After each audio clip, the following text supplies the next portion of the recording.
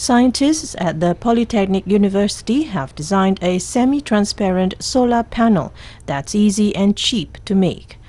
They hope to develop it into a marketable product as the next generation of solar power panels. While solar power is known to be environmentally friendly, it shares the same problem with most other forms of renewable energy. It's expensive. In Hong Kong, a group of scientists from the Polytechnic University are developing a new type of perovskite solar cell with graphene electrodes. So far, this is what they've managed to achieve: a thin, semi-transparent solar cell that has the potential to be used in a number of scenarios.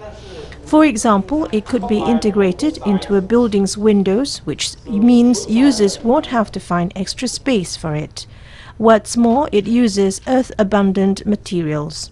Solar cells from previous generations require complex high-temperature and vacuum procedures to make, but this only uses a simple fabrication process, so it's also relatively cheap.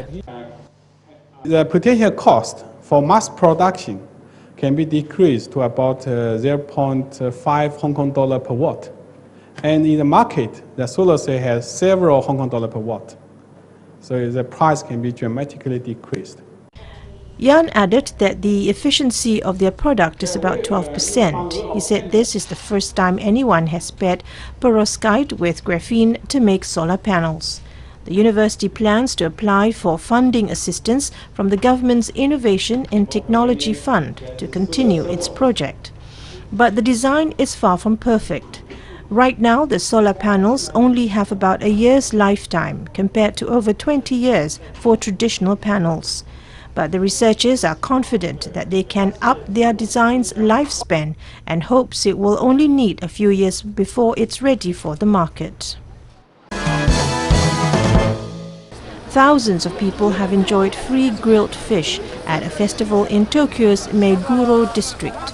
Organizers brought in a catch of about 7,000 Pacific sori from a port in Miyako City in Miyagi Prefecture for the annual event. The area was hit by the massive earthquake and tsunami in 2011. The fish, called sanma in Japanese, is in season in the autumn. Families lined up to enjoy the grilled fish, which are smaller than usual this year.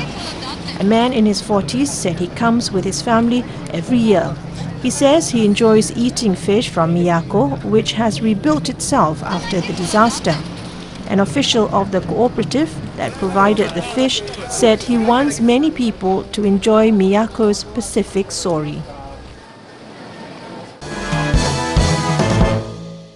People pay a great affection to the Tusker Nendunga Muwe Raja, who is carrying the casket of sacred relics at the historic Dalada Perahera in Kandy, Sri Lanka. Nendunga Muwe Raja, the tallest tusker among tamed elephants in Asia, has carried the sacred relics in Dalada Perahera for the 10th time in succession. It was brought to Sri Lanka from India. The present owner, Harsha Dharma Vijaya's father, has received the tusker when he was 25 years old.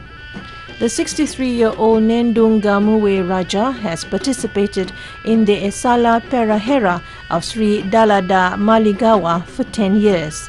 After completing his task in an honorable manner, Nendunga Muwe Raja has returned to his village in Gampaha. It has received many receptions on its way to Gampaha. A special ceremony was organized near the Gampaha Wikra Marachchi Ayurvedic Hospital to receive Nendunga Muwe Raja. People offered fruits to the tusker, paying tribute to its task of carrying the sacred relics casket at the Esala Perahera in Kandy. The members of the Maha Sangha chanted Seth Pirith, extending blessings. Turkey's famous Ayvalık olive is prized by connoisseurs for its fresh, fruity fragrance and delightful olive taste. The tradition is kept well. The first early harvest took place in Ayvalık like before. Early harvest olive oil is pressed during the beginning of the harvest season when olives are still green or have turned a light purple. The olive pressed from green olives has intense flavor notes and is naturally higher in antioxidants. And early harvest 7 to 8 kilograms olive is needed just to get 1 liter of oil. The main harvest period in the area of Edremit Bay with 12 million olive trees begins in November. Oil produced in the early harvest is a bit expensive in comparison to olive oil produced in main harvest time. Mehmet Kavli, member of National Olive Oil Council, said early harvest is the period right before the fruit turns into oil.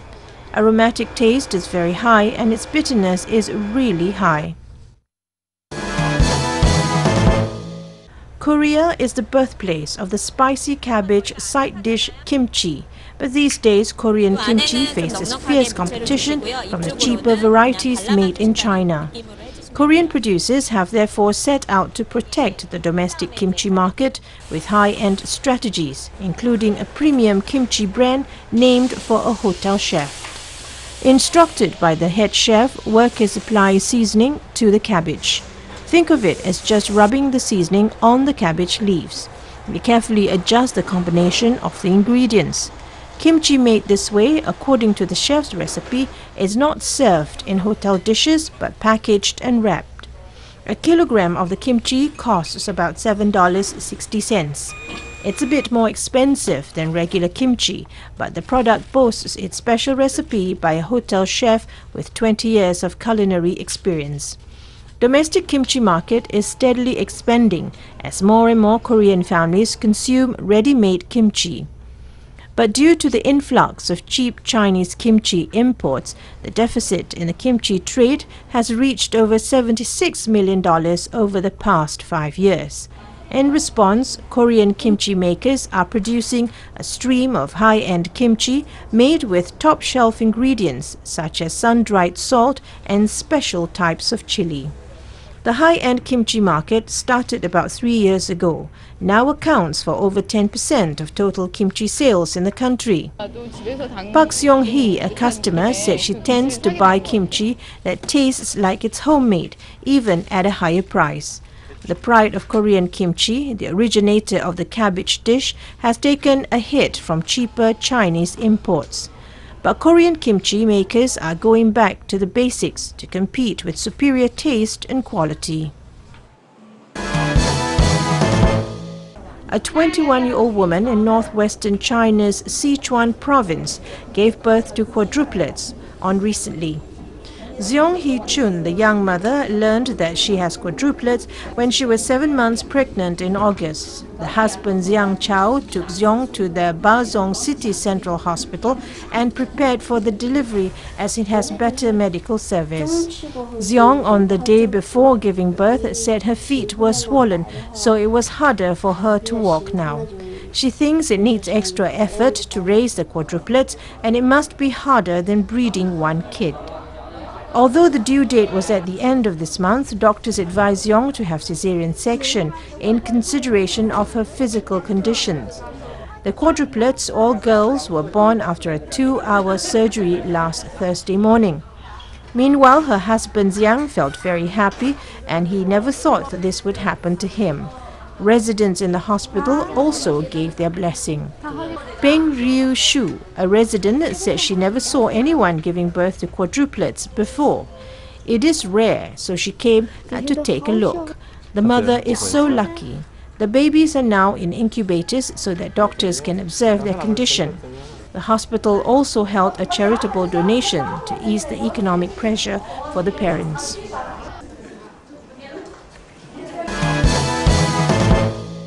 China First Lady Peng Liyuan, accompanied by U.S. First Lady Michelle Obama, recently visited Washington, D.C.'s National Zoo to see the giant pandas. After watching performances staged by children from Yu Ying Public Charter School, the First Ladies visited the giant panda Tian Tian and together announced the name of the newborn panda cub as Bei, which means precious treasure. Mrs. Obama said the activity aimed to deepen language and cultural exchanges between the U.S. and China. She called on young people from both countries to actively promote cultural exchange. Meanwhile, Peng said the giant pandas helped build a bridge of friendship between the two peoples, adding that she was very happy to know that American people love pandas. She believes that the pandas will continue to bring more happiness and friendship to both peoples, especially children. Chinese President Xi Jinping and First Lady Peng Liyuan arrived in Washington, D.C. after a 2.5-day stay in Seattle. Each year, World Tourism Day is held in Uzbekistan under the new theme, and this year it is 1 billion tourists, 1 billion opportunities. Since independence, Uzbekistan has developed radically new principles of state policy in the sphere of tourism.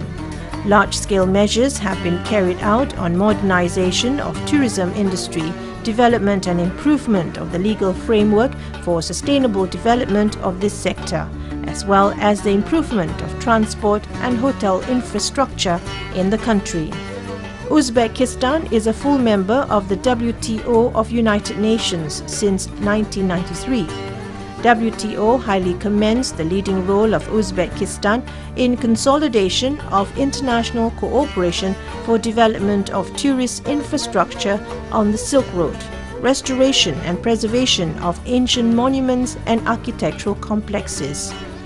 At the same time, more than 7,000 objects of cultural heritage from different epochs and civilizations, including those historic centers of Bukhara, Khiva, Samarkand and Shahrisabz, are on the UNESCO World Heritage List. This indicates the potential and possibilities of Uzbekistan in the global tourism industry.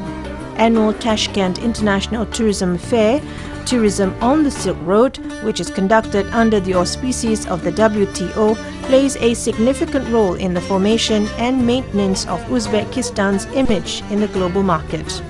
The main purpose of this event is to provide professionals of the tourist industry with a platform for business communication and closer cooperation. Today, TITF acquired the status of one of the largest exhibitor in the Central Asia. Regular 21st Tashkent International Tourism Fair will be held from 5th to 7th October 2015 at the National Exhibition Complex, Uzexpo Center. Uzbekistan takes one of the leading places in the world for its tourist potential. Success achieved in this sphere is the result of intensive efforts to further develop the country's tourism infrastructure.